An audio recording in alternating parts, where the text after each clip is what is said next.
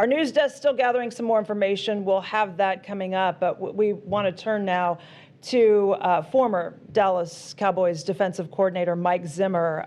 Mike, thank you for being with us. I know you coached Kneeland during his rookie season, and we keep hearing over and over from everyone, what a bright light, what a smile. I know you've echoed that too. Yeah, he was a great person. You know, I think when I think back about Marshawn was every day in the walkthrough, he was pretending like he was in a game. Each step, each footwork, each hand placement. You know, he had a big smile on his face all the time. I know that my last conversation with him was, I said, you keep being you, you're going to be a great player in this league and you're going to have a great career. Yeah, Mike, you know, I think one thing I struggle with a lot of times with these types of stories is people rush to talk about the football part. You know, you've been a coach in this game for so long. How do you balance those parts? And what would you tell to people about, you know, looking at the person and the story and not remembering and judging a guy like Marshawn Kneeland based on football?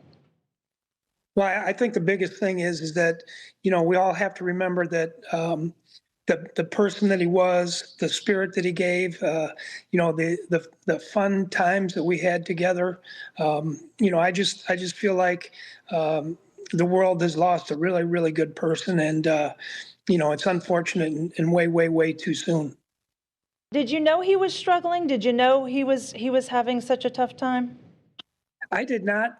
You know, I've gotten a lot of texts today, and you know, I could have guessed a million other players, and he would not have been one of them that I would have guessed that would have been struggling mentally. But you know, that's why you never know. You know, it's why you try to, as you're a coach and a friend, you got to try to get to know as much about each one of these guys as you can.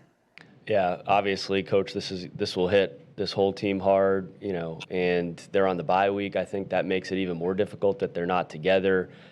You know, with some of these players on the Cowboys right now, like Dak, like Solomon Thomas, you know, they have history with suicide, and I know you do too.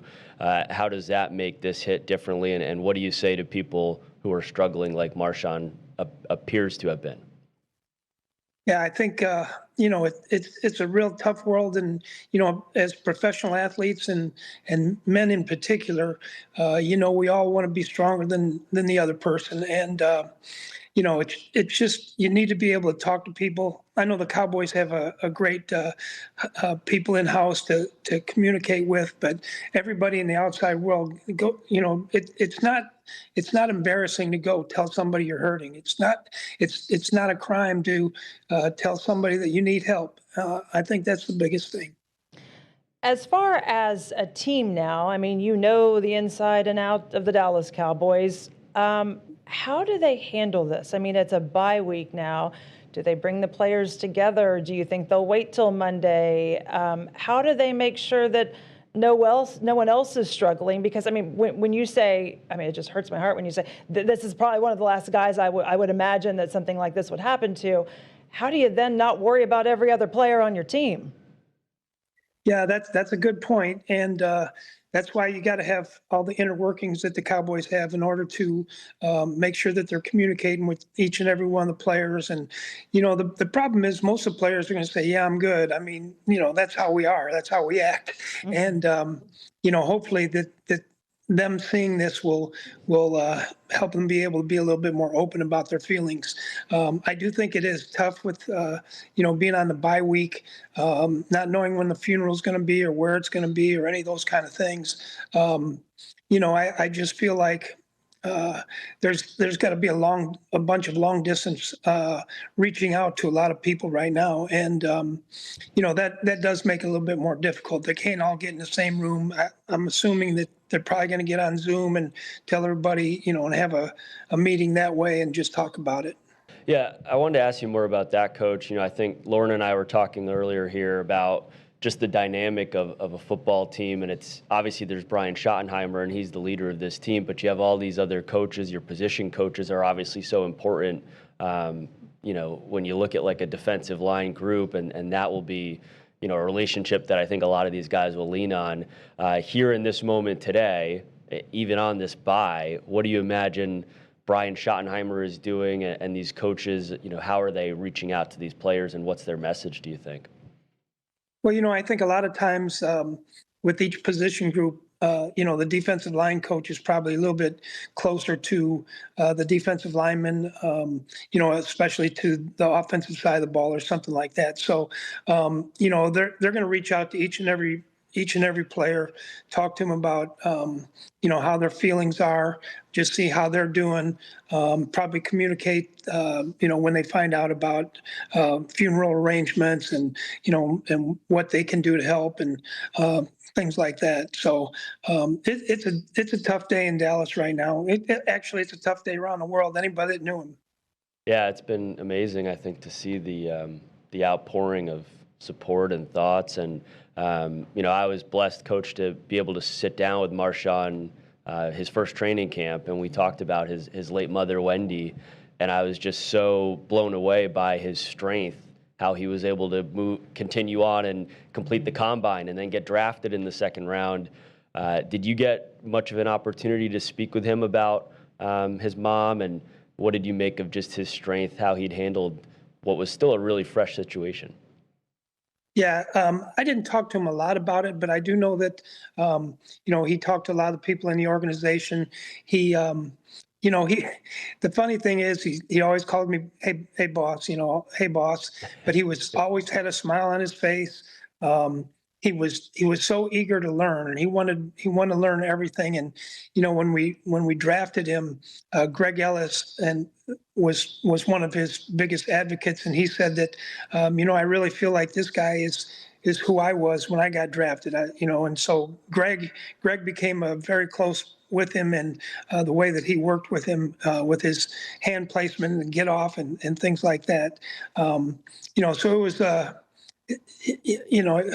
I just feel so bad for not for him especially, but his family and the people there in the organization. It's just a sad day. Yeah, no doubt. No doubt. As far as where we go from here as in the Cowboys organization, and do you think we'll be hearing more about this? Do you think the Cowboys will be really transparent about it, or do you think this is more something that is kept personal and it's more on the personal side of football, if you will? I do think they'll probably keep it as much private as they can. Obviously, there's a lot of information that's out already, but it's hard when there's so much media attention to something like this. But the thing that we have to remember is that the family that he has, his girlfriend, they're all grieving right now. The football team is obviously grieving. A lot of the fans, I'm sure, are grieving, and so. They're going to need some time to grieve and some peace and quiet with all this that goes on. I normally you'd say, oh, this is a personal thing, but I'm kind of glad that the Cowboys have each other right now. As a football team, I think about sports, and a lot of time when things get tough.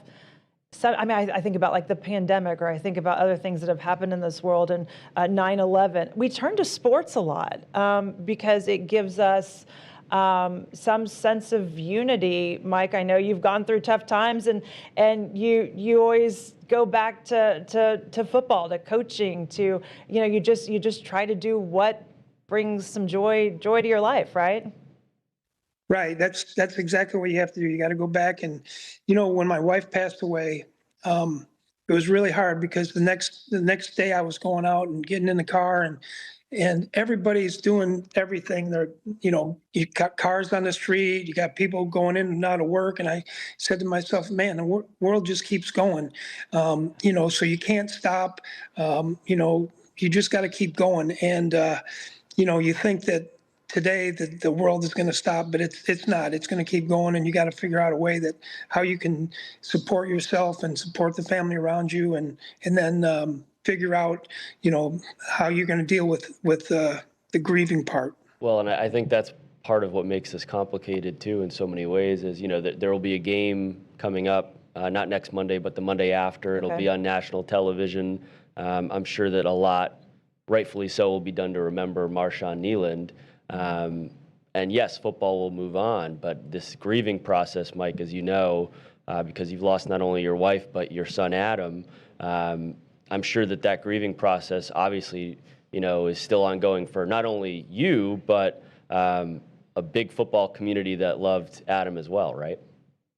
Right. It's going to go on for a long time. I think about Adam every day, and I'm sure that all the people there will be thinking a lot about Marshawn. I know the players there; they'll be thinking about him. The coaches, obviously, the front office. And everybody still wonders, what could I have done? What could I have done different to keep this from happening? And all the people that are close to him, I'm sure, are probably doing the same thing, trying to, what could I have done different? So, you just got to try and figure out and believe it wasn't your fault, but you got to keep going on and still trying to figure out a way. Yeah, and keep their spirit alive. Keep the stories. I love when you lit up talking about Marshawn, and just his spirit, his sense of keep on going. That he was on the football field. So you keep those stories and you keep that person alive, at least their spirit alive. Yeah. And try to share the good times. No, it's a beautiful thing, Mike. I know this is a really tough moment, and I know we really appreciate you helping us remember Marshawn for all of the great attributes and things he had. And I just keep going back to that laugh and that smile. I thought just being around that locker room, it was as big as any that you would find. Yeah.